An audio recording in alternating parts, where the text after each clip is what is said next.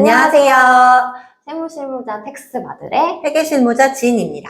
네, 오늘은 이제 저희가 이제 적격증빙이라고 하는 거에 대해서 좀 같이 이야기를 해볼 건데, 저희가 이제 사업자분들의 이제 그 기초 세무회계 교육을 이제 외부 기관에서 여성인력개발센터에서 하고 있어요. 그래서 이거는 이제 왜 시작을 했냐라고 하면, 사실 세금 신고할 때 적격증빙을 잘 받아라는 얘기는 대부분 다 알고 있어요. 알고 있죠. 용어는 알고 있어요. 적격증빙이 뭐 쉬운 말로는 영수증 잘 받아라 라는 이야기인데, 사실 받는 사람 입장에서는 이게 그 상황이 닥치면 어떤 영수증을 얘기해야 되는 거지? 어떤 영수증을 받아야 되는지를 모르는 경우가 좀 맞아요. 많아요. 그리고 실제로 세무사 사무실에도 가게 되면 그냥 증빙을 잘 받으라고만 얘기를 하지, 그거를 막 케이스별로 세세하게 얘기를 해주지 않기 때문에, 저희는 오늘은 좀 케이스들을 들으면서 좀 적격증빙을 어떻게 하면 잘 받을 수 어떤 있나, 것들을 받아야 하는지 그런 것들을 조금 이제 교육하면서 많이 물어봤었던 맞아요. 것들을 좀 얘기를 할 거고, 우선은 그냥 이제 저는 세금 신고를 한 17년 정도 했었던 사람으로서 사장님들한테 우선 말씀을 드릴 때는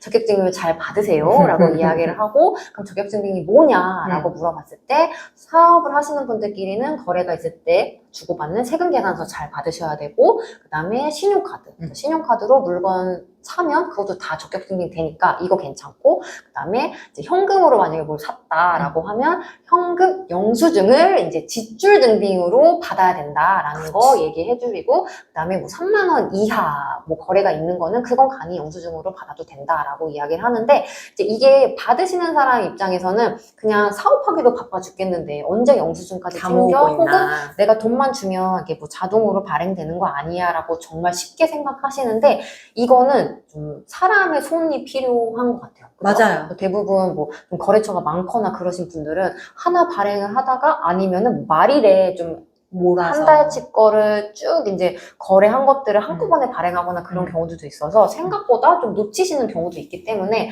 만약에 내가 뭐 돈을 주고 거래를 했다라고 했는데 세금계산서를 못 받았다라는 거는 본인이 챙겨야지, 그 팔고 있는 사람이 알아서 당신 세금계산서 못 받았으니까 이제 내가 발행해 줄게요 라고 하는 경우가 생각보다 많지 않아서 그렇게 드문다고도 말씀드릴 수 있어요. 맞아요. 그래서 이제 증빙이 거래가 일어났을 때 신용카드만 대신 카드 단말기가 해줘요. 그죠? 신용카드는 이제 글자마자 바로 그날로 이제 증빙 영수증이 되는데, 다른 거는 이제 직접 확인하셔야 돼요. 사람이 세금계산서를 AI가 끊어주진 않잖아요. 그럼요. 그죠? 이건 그냥 사람한테, 담당자한테 연락해서 내가 이제 뭐 돈을 받기 위해서 세금계산서를 끊어야 된다라고 요청도 하고, 그리고 실제 이제 내가 돈을 주기 위해서 세금계산서를 받기도 하고. 이렇게 말을 한번 해야 돼. 맞아요. 저희도 거래해보다 보면은 항상 이거 발행할 거니까 뭐 언제 돈 주세요. 그리고 뭐 세금계산서는 언제 발행하겠습니다. 사실 그게 우리가 보는 그 거래의 처음부터 끝까지 라고 보면 될 것 같아서, 우선 4가지를 다 발행을 해야 된다. 아마 이제 다들 아실 것 같아요. 근데 문제는 이제 이 실제 상황에서 받을 때 조금 애매한 경우들이 많이 있단 말이죠.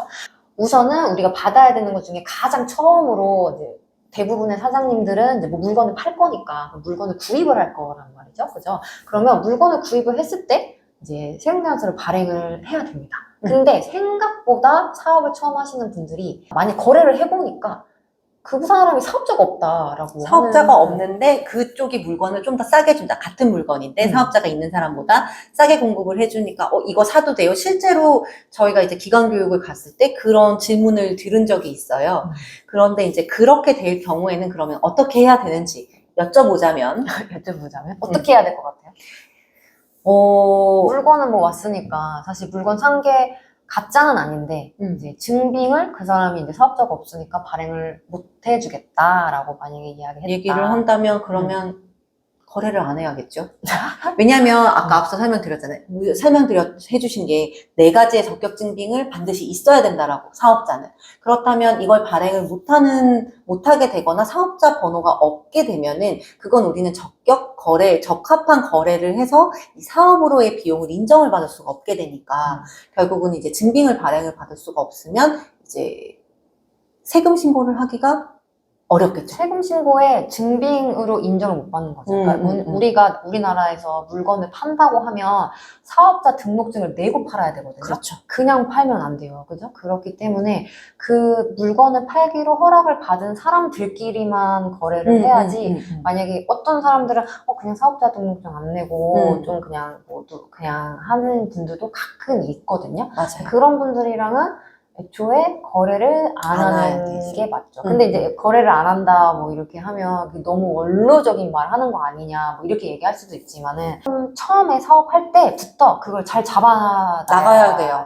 맞아요. 왜냐면 그 사람들은 계속 이제 세금 신고를 안 하기 위해서 사업자를 안 내는 사람들이기 때문에 그런 분들이랑 거래를 해봤자 득이 될 게 없다? 약간 그렇게 생각을. 결과적으로는 나라에 신고가 되지 않은 매출이 되는 거고, 그리고 나라에 신고하지 않은 비용이 나가는 거기 때문에 기본적으로 증빙이라는 게 없으면 우리는 세금을 더 내야 될 수밖에 없게 되는 거죠. 불필요한 세금을 내게 되는 상황을 안 만들어내는 게 제일 좋다.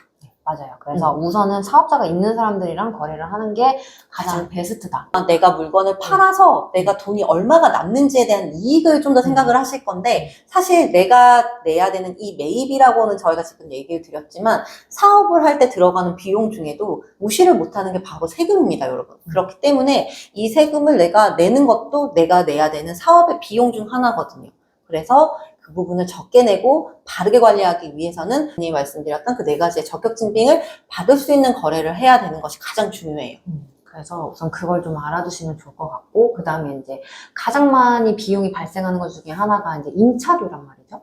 임차료 같은 경우도 이제 질문이 많이 나오는 것 중에 하나가, 요즘은 이제 그 집에서 많이 이제 엔잡이나 이런 것도 많이 하시니까 사업자를 이제 집으로 해서 그래갖고 집 월세나 집으로 월세를 냈다. 그럼 이제 그건 적격증빙을 어떻게 받아야 되나? 이제 집으로 나와서 이제 월세를 내게 되는 것에 대해서는 사실 이제 사업자가 이제 주소지를 집으로 두고 이제 월세를 냈다고 하더라도 사실 이 부분에 대해서는 재택에 대한 월세는 증빙으로 인정을 받을 수가 없습니다.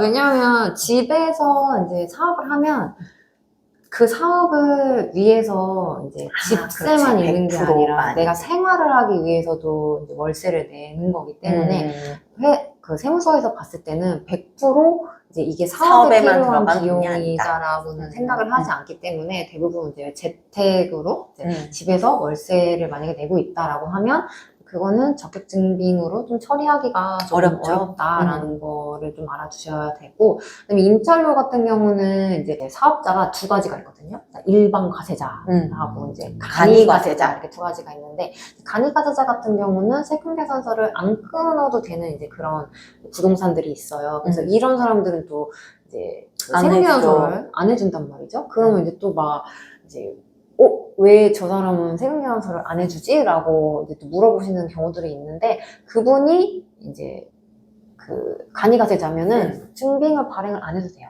발행을 안 해도 되고, 그냥 돈만 통장에다가 잘 송금을 하면은 그거대로 적격증빙이 돼요. 간이가세자라는 것 자체는 지금 세금 계산서를 발행을 안 해도 되기 때문에. 저 질문 있습니다. 네. 그러면은 이제 그런 경우에는 제가 실제로 회사에서 일을 할 때 그런 간이가세자 분들이 어찌됐든 이제 계산서나 증빙을 발행을 못하는 대신에 저희 이제 회사에서는 이 돈이 나간 거에 대한 자료가 있어야 되니까 영수증을 받았거든요. 그냥 이렇게 그 부동산에서 발행한 영수증. 그러면 그런 거는 증빙으로는 처리가 안 되는 건가요? 그냥 되는 거예요. 간이가세자는 돼요. 간이가세자니까. 왜냐면 간이가세자는 안 해도 돼요. 그러니까 증빙이 돈이 없어도. 나간 거에 대한 내역 확인이 될 수 있는 자료만 제대로 갖고 있어도 된다. 간이가세자만. 아까 그러면 우리가 헷갈리는 게 물건을 팔았을 때, 그죠? 물건을 팔았을 때도 이제 그러면 사업자가 없어도 돈만 나갔다. 이렇게 하면은 안 되는 거죠. 현금 영수증을 발행할 수 있잖아요. 그렇죠. 그래서 그 사람들한테는 현금 영수증 발행을 받으면 되고, 요청을 하면 됩니다. 임차료 같은 경우는 간이가세자는 현금 영수증을 발행을 해주지 않는 경우들도 있거든요. 제가 예전에 그냥 실제로 여쭤봤었을 때는 안 된다고 하셨었거든요. 우선은 그 사업자 등록증 확인을 해야 돼요. 그래서 거기 간이가세자라고 써있는지 확인을 하고, 그다음에 그 간이가세자를 국세청 홈택스에 사업자 등록 번호를 조회를 하면 이 사람이 간이가세자인지 일반 가세자인지를 확인할 수 있어요. 그래서 간이가세자다 그러면 이제 임차료를 보내도 간이가세자기 때문에 영수증을 안 끊는 거여가지고 그대로 적격증빙 처리를 그거에 대한 내역을 송금한 이제, 거에 대한 거는 확인할 처리를 수만 할 수가 있으면 있어요. 그래서 이거 진짜 많이 물어보시는 것 맞아요, 중에 맞아요. 하나거든요. 근데 이제 예를 들어서 임대하고 간이가세자도 아닌데 세율이자를 안 끊어준다. 혹시 그런 그러면 안 돼요. 경우들은 별로 많지는 않은데 그래도 그런 건 또 있어요. 이게 뭐 월세를 100만 원 주는데 세금이 한 30만 원 주거나 네네. 그런 것도 사실 그거는 이제 그 임대하시는 분이 매출 누락하는 거여서 그러던지 말던지 우선은 이제 받을 수 있는 적격증빙 받고 내가 나간 돈에 대한 적합함 확인할 수 있는 자료들은 무조건 이제 반드시 있어야 한다. 송금은 다 무조건 해야 되고 그리고 이것도 마찬가지로 이제 그런 사업장에 들어가면 안 되죠. 그러니까 아까 똑같은 거 맞아요. 물건 매입할 때 사업자 없는 사람한테 거래해봤자 내가 도움이 되는 게 전혀 없고 임차료 같은 경우도 그 임대인이 자기 세금 줄이려고 맞아요. 뭐 100만 원짜리를 50만 원 끌어준다? 그거 굳이 거기 들어가서 거기에 이제 내가 동조될 필요가 없습니다. 없어요. 그래서 항상 사업할 때는 처음에는 뭐 물건 파는 게 되게 중요하긴 하지만 나중에는 이렇게 누가 저렇게 좀 적격하게 사업을 하는 사람들이랑 거래를 할 거냐 이게 사실 훨씬 더 좀 중요한 장기적으로 사업을 할 때는 그런 그게 포인트. 오히려 훨씬 이게 중요하다. 처음에는 모르세요. 그죠? 맞아요. 처음에 모르시고 하시다가 이제 이렇게 저희한테 교육 받을 때 아 맞다 나 그런 사람한테 이제 하면 안 되지 이제 그런 거를 좀 깨달으시면서 이제 사업하시는 그 거래처들을 지금 물갈이를 하시는 그런 경우들도 많이 있는 것 같습니다. 맞습니다. 네, 좀 적격증빙에 대해서 좀 궁금하셨거나 물어보기 부끄러웠었던 그런 것들이 조금 해소가 되셨으면 왜냐면 저희가 지금 한 게 거의 교육에서 물어봤었던 내용이었어요. 맞아요. 그러니까 이거 물어보실 때 막 저희한테 이렇게 물어보시거든요. 아유, 나 부끄러워서 이거 어디 가서 못 물어보겠어요. 그러니까 이거를 물어봐도 될지 물어봐도 모르겠는데 되나요? 이제 막 이렇게 얘기하시는 분들이 많아서 사실 그냥 오늘은 정말 그냥 오픈해서 다 말씀드린 거고 오늘도 좀 유익한 시간 되셨으면 좋겠고 사업하셔서 다들 돈 안 새는 저희 교육의 필요한 목표는 돈을 내지 않는 부자 되시길 바라겠습니다. 그러면 다음에 또 뵙겠습니다. 안녕히 계세요.